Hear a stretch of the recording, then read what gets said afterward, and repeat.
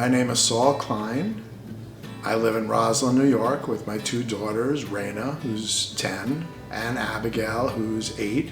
I'm an attorney. I'm a real estate broker. I'm a gemologist. I'm also the local judge of the village of Roslyn, so I wear a lot of hats. But lately, a lot of it's been on a part-time basis because of the things we've been through over the last 5 or 6 years. Saul became a single parent after his wife Marsha died in 2019. The day she passed away was probably the worst day of my life. Sometime in 2018, she wasn't feeling well. We couldn't really get a handle on what it was. And that was about summer of 2018. We went to a local hospital here, St. Francis. They did a procedure or two on her. But ultimately in February of 2019, they did a cardiac MRI finally, which revealed this very rare cancer called cardiac sarcoma, which is cancer of the heart. When she was diagnosed, I was devastated. I was looking for a cure. I was calling researchers, but no matter what I did, I spoke to people about articles in Switzerland and England and France and looked for cures. Marsha was a trooper. Marsha dealt with it with grace that I find absolutely amazing. We went to Florida. We did a last family trip to Disney, and I remember her saying, "Why are we using points to go first class? We could go coach." And I remember saying, "Well, they're your points and we should use it." We did a trip to Disney.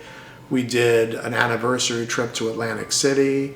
I would not have been able to handle it as well as she did, knowing that I was leaving behind, a husband in his 40s with 2 little girls. I would have been going kicking and screaming and furious at the universe. But instead, she had a celebration of life party, and people even put a book together about the inspirations and the messages and the encouragement that they had given her through the years. So she handled it really well. Cardiac sarcoma is not only rare, it's extremely aggressive. And by that time, it was involved in her left ventricle, and she passed away 5 months later in July of 19. I knew she grew up in Bethpage, New York. She lived there from about 1971 when she was born, and she lived there for about 25 years. Through approximately 1996, she went to the local elementary school, the junior high school, the high school, and then went off to Boston University for college. Bethpage is home to Northrop Grumman, formerly known as Grumman Aerospace Corporation, which produced American military and civilian aircraft in the 1900s. The company supported the community with jobs for decades. However, it's been revealed that it also left behind a toxic plume, contaminating groundwater and leaving many Bethpage residents with various health complications, according to an investigation conducted by Newsday. I do strongly believe Northrop Grumman was responsible for Marsha's health issues. Marsha's exposure to Bethpage was as large as one could be. In a statement, the New York State Department of Environmental Conservation tells Inside Edition Digital, prior to the site's donation to the Town of Oyster Bay in 1962, portions of the present-day Bethpage Community Park were operated by Northrop Grumman as a series of settling ponds and sludge drying beds. The historic use as settling ponds drying beds resulted in both soil and groundwater contamination that's currently being addressed by Northrop Grumman under the state's Superfund program, Legal Settlement. DEC is committed to holding Northrop Grumman and all polluters accountable. I did read a bunch of articles then. I continued to read articles and eventually became part of this class action suit as I learned that her exposure was quite significant. She had played sports in high school, including softball, on this playground and ball field that apparently had significant contamination. She also played some other sports. The groundwater was apparently contaminated. There was a plume. Her house was in the line of that plume. As Saul looked for possible answers for Marsha's health, he processed his grief and cared for his 2 children.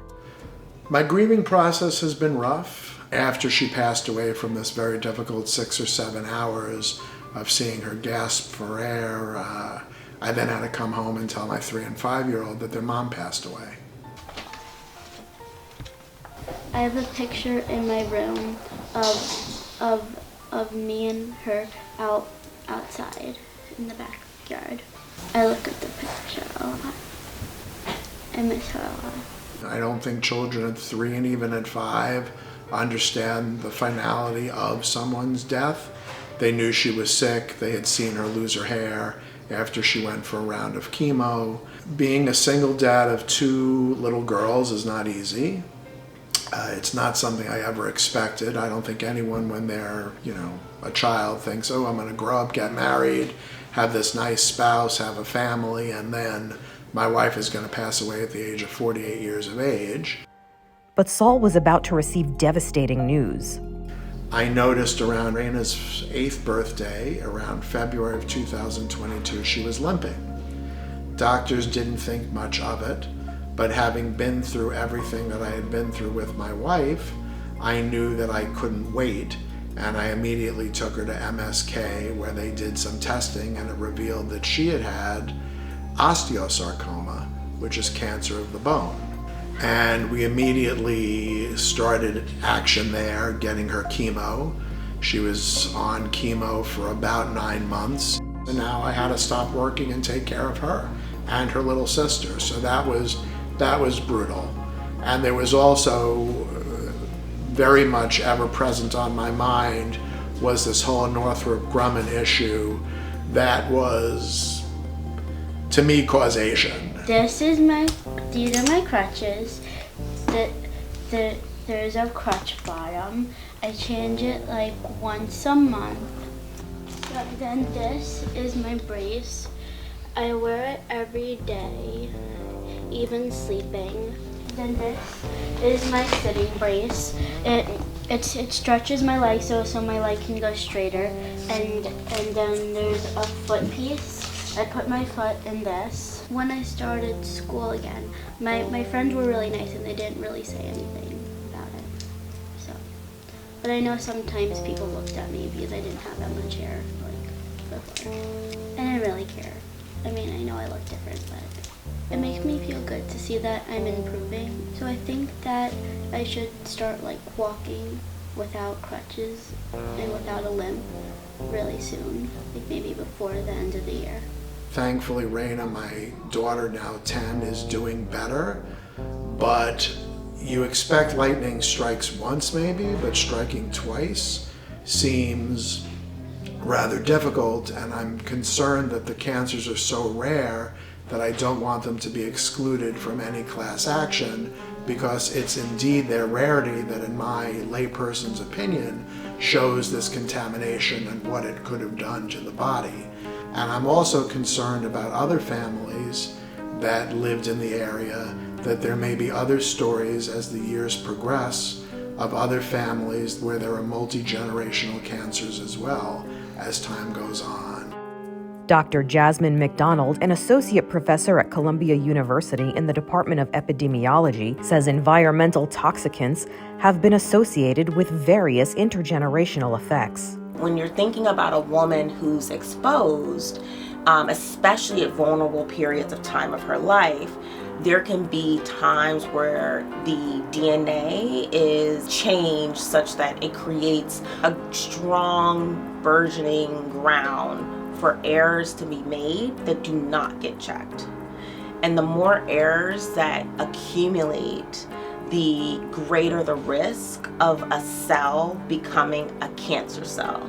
And once that cell becomes a cancer cell, if you're still being exposed, the greater mutations that cancer cell can have, the greater the possibility of the promotion of a cancer or the progression of a cancer.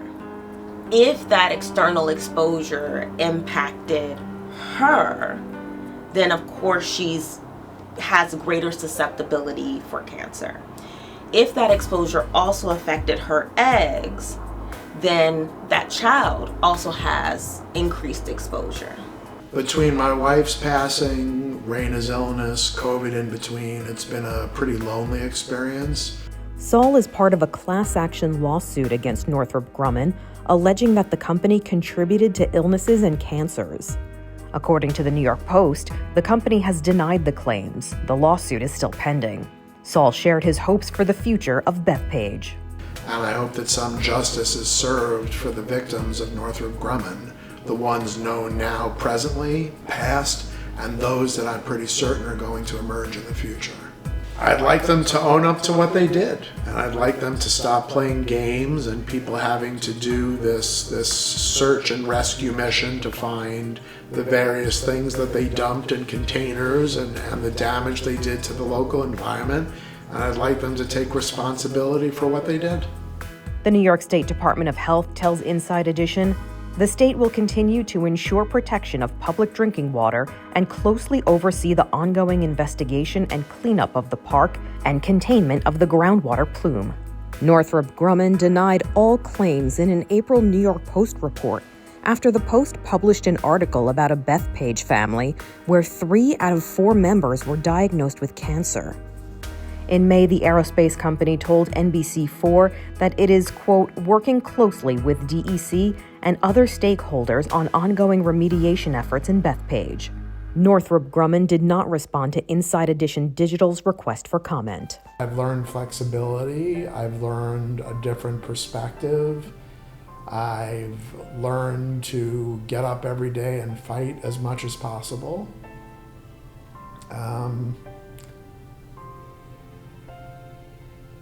I guess I try to make Marsha and others that we've lost along the way proud of, excuse me.